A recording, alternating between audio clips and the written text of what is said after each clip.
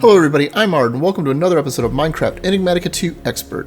Today, we're going to do something I said I wasn't going to do, and we're going to go a bit off menu and do something that isn't direct progression. And that's move on to making a Flux Network. And if you're unfamiliar with what Flux Network is, it's not actually in the quest book here, but I would say it's pretty close to being required to progress because it's a wireless energy transfer system and it can transfer vast amounts of power at once. Given that this will let us remove a large amount of the cables through our base, it allows us to set up a large central battery somewhere. So I think that's our next step, is to actually get started on this. And to get started on it, you notice that Flux Networks does not have a whole large amount of pieces here. But the main piece that starts it all is the Flux core, and there's two recipes for it. One, the hard one that requires chopping up a dimensional transceiver from Ender IO, and another crafting one that lets you clone them if you already have them pretty easily. So the lesson here is, after you make your first batch of them, put one of them aside somewhere that is not attached to your AE2 network.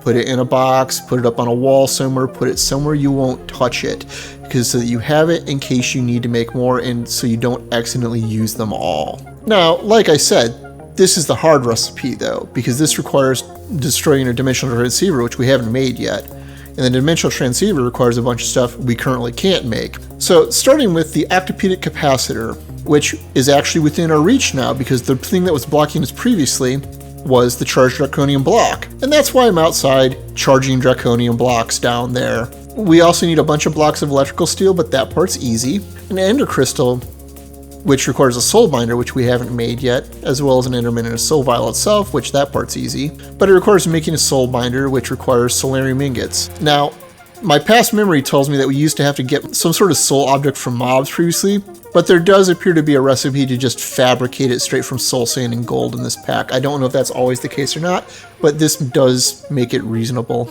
On top of that, we need a soul machine chassis, which is just a normal simple machine chassis combined with soul tune dye blend, which unsurprisingly is soul powder ground up from ingots. So that part isn't too bad, and I'll get to that shortly. On top of that, we need an ender resonator, which comes from a slice and splice, which same sort of thing, requires solarium ingots and a bunch of other stuff we can already make. And the slice and splice itself has the same restrictions. It requires just solarium ingots and a soul machine chassis. So let me go get those pieces together so we can get started on actually setting up a Flux network. Okay, so I've got these two machines made, so I think we're pretty close to good to go. So let's start with the soul binder. I put in the vibrant crystal, which is just vibrant alloy nuggets wrapped around an emerald. That's pretty cheap to make. And a soul vial with an enderman. And I just went to the end to go get the enderman because that's the easiest place versus just trying to go to my mob farm to do it. I can just get a whole bunch of them. As you can see, I've got a bunch here and a bunch in my ender sack if I need more later. And then you can either feed it liquid XP or you can just use your own XP. But given that I've got 128 levels, this isn't exactly a hardship. And then it just finishes. And moving into the slice and splice, which requires an axe and some shears. I don't think the type matters, but we can just load in all of the items for the recipe and out comes the ender resonator. Although it appears to have used up the axe, but now that I think about it, the vanilla diamond axe probably has one durability and I probably need to find a better one. But this at least gets us the means to build the transceiver now. I probably should automate these in the future, but I'm gonna have to figure out some way to do the soul vials. I can probably do it with a mob duplicator and an autonomous activator or something, but we can get to that at a point where it's actually necessary. Alright, and with these now we can make and then destroy the dimensional transceiver. Easy come, easy go. But now we have our flux cores. And this is going up on the wall over here where I won't lose one of them.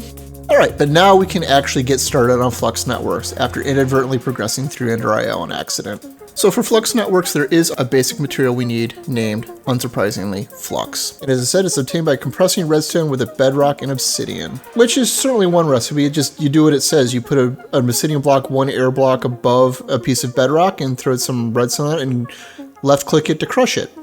Kind of like the advanced rocketry plate press. I could do that, but I'm not going to, because there's two other alternate methods.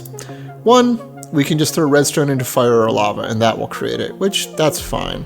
Or we can just craft it with a bunch of redstone around a block of black quartz, which we have a nearly infinite amount of, and that's what we're actually going to do. Alright, so having created the flux, we can now actually move forward to making the actual pieces we need. And to start with, we're going to make a bunch of flux cores, hundreds of them. So like I said, make sure you back up some. And you can't do this with an AE2 recipe because it's a recursive recipe, it creates itself, and AE2 just chokes hard on that. It'll just say it's simulating forever. So while I can automate this, it's just as easy just to pop the recipe in and just pull everything out of my inventory. And the recipe is just 4 flux, 4 obsidian, and a core to make 4 of them. It just over and over, it's super easy. Once we've done that, we need to make a bunch of flux blocks because this is used in all of the plugs we need. And this is, again, just more flux and more flux cores. Having done that, we need to make the plugs. So the flux plug receives energy from the wireless network. So you plug this into your machines or into an energy block that you want to feed in your machines or whatever. And the flux point, which takes it out. So this is what you attach to your fusion reactor or my hamster box. Nope, I got those reversed. And this takes cores and redstone.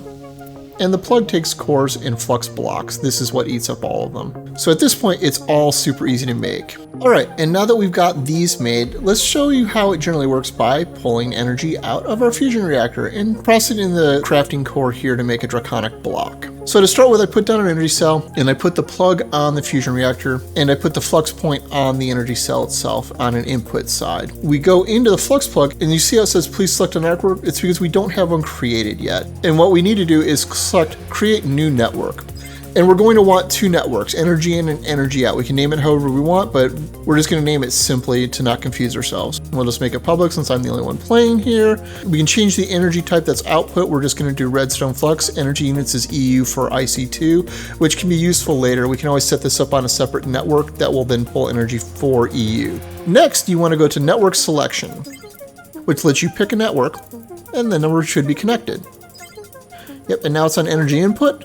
And we can see that the transfer limit is set to 800,000. And now if we go over to the flux point on the energy cell, and we set this up on the network as well, as you can see, it's now transferring into the energy cell. And it's draining at 250,000 a tick, which is not high enough. Which is caused by the energy cell itself having an upper limit of 250k to transfer with, which seemed like an awful lot at the time. Which seems to me like we need a better solution, but we'll get to that shortly. Now we want to add a flux plug to the top of this where it's pulling energy out, and put the flux point on the crafting core. And we'll create a new network and add this to the energy output network. So this will pull out and send it on a separate wireless channel. We then go on to the crafting core here, select the same network, and now it's receiving power. If we have the accompanying block, it starts going. That said, this is not going to be transferring nearly enough power because again, we're limited by the energy cell, so this is like instantly drained. But that's all there is to it. Now we should discuss better storage that actually has decent throughput out. And for better storage, I figure we come down here where we have our IC2 reactor buried in the ground and do something similar to the other side. And while I could use Flux Networks' native energy storage, I think I'm going to try something new that I also haven't used before. And that's a Mekanism induction matrix, which requires a ton of induction casing, which is just steel and gets around an energy tablet, easy peasy. Some induction ports, which allow transferring power in and out. Some induction cells, which store the power. The more of these you have, the more power you can store. It starts out at 400 million RF, but it gets significantly larger and you can stack a bunch of these.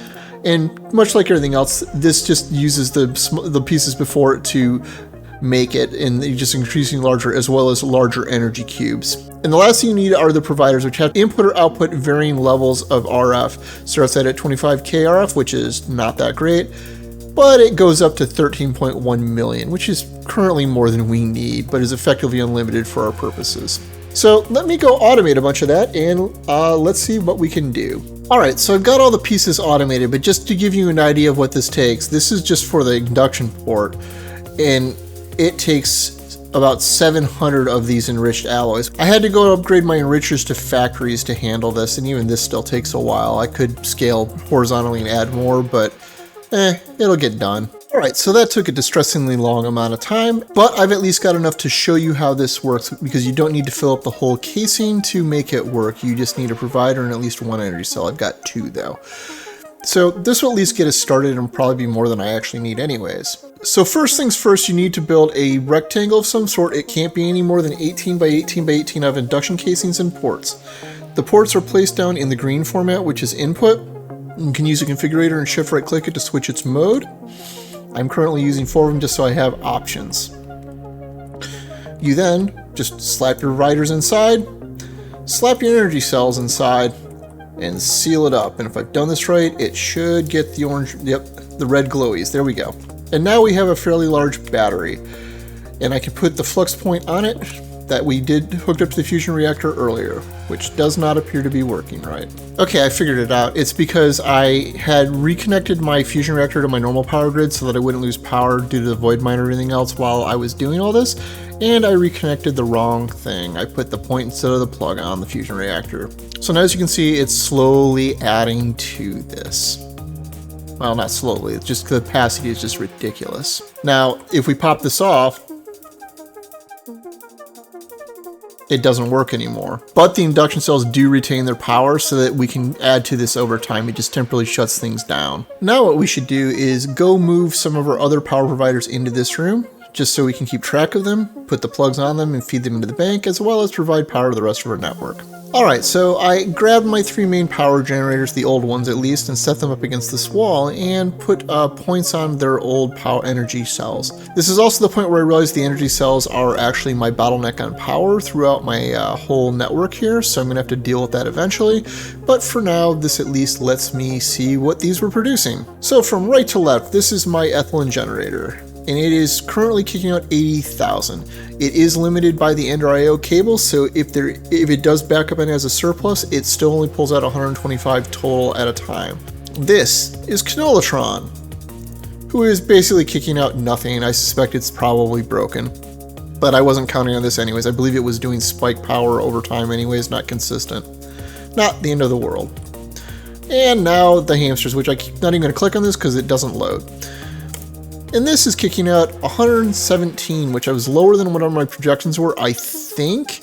And I'm pretty sure this is completely limited by the Ender.io cabling at this point. So honestly, I probably should just destroy the hamster box once I get my power a bit more under control, just to reduce lag. But it stays for now. Because coming over to the induction matrix, you can see that I'm bringing almost a clean million RF a tick just off of what I do have. And it's still slowly ticking up. We can now sort of barely see that green sliver down there. So I'm pretty sure I'm good for storage for a while. Although I probably should be building more of the induction cells to build more storage over time, because these take a while to build. I can just make them, cook them over like the span of like a half hour or so, and maybe make another induction provider or two. These are additive. It's the total amount that can be output by this block as a whole, which is 13.1 total, which is a lot more than I need right now, but I'm pretty sure that's going to change. You know what? Why do I have these plugs on the outside of these compact machines? Flux Networks works through dimensions. I can actually go into these and reclaim the tunnels that are in them and just put them inside. Okay, much better, although this did confirm that Canolatron was indeed completely broken. I'm not going to worry about fixing that. That wasn't generating that much power. I'll only bother fixing if I actually need the canola seeds or the canola oil or anything for some use later. So that's all good. Now I can just move these around wherever I want. Also, if we look inside the plug, you can see I added a couple other things. This is my IC2 reactor. I plugged it in and limited how much you can pull so that my IC2 machines that handle the fuel for it don't actually run out. So that's relatively sad looking, but that's to be expected. And this one is my Extreme Reactors reactor. So I plugged both of those in. The other thing I did was I added this purple flux plug and created a secondary output to my matter fabricator and limited it to 40,000 RF total. I could probably increase this a bit higher because I have quite a bit excess right now, but that's just a good example of how you can possibly use a secondary output, because another one I might want to use that for would be like a tier 6 void miner or something that consumes just an obscene amount of power to be able to throttle it down. But that's what sort of thing you would use that for. Anyhow, this was a lot of good progress, and this solved a lot of our current power issues, mostly revolving around transport and storage, and this will last us for quite a while now. I'm going to continue building out this induction matrix over time, making it bigger and giving it more output potential, but not very quickly. As I said, it takes quite a while to produce the cells for it, but it's all automated, so I just have to push a button. Anyhow, if you found this interesting or entertaining, please consider leaving a like or subscribing if you're not. As always, I'm Ard. Thank you for watching, and have a nice day.